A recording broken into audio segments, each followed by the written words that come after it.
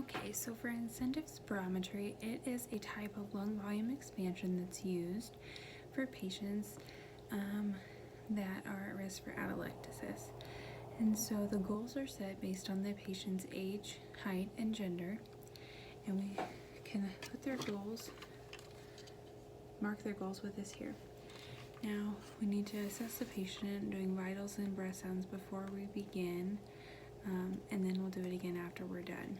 So to instruct your patient on how to use the IS, you have them wrap their mouth tightly around the mouthpiece and breathe in deeply and slowly, taking as deep of a breath as possible until they can no longer inhale.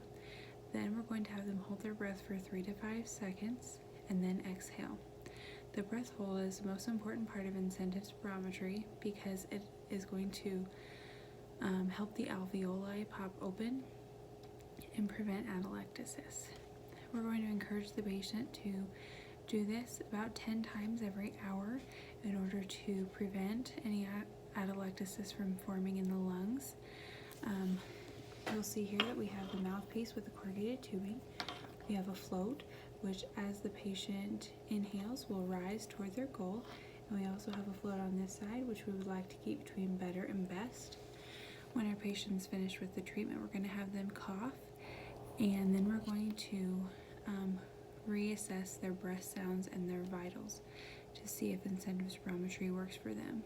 If your patient's inspirational capacity is less than 33% of the predicted normal, then this would not be an appropriate therapy for that particular patient. Incentive spirometry is absolutely contraindicated for any patients with flail chest, as we want to prevent those patients from making any type of a sucking motion in order to stabilize the chest.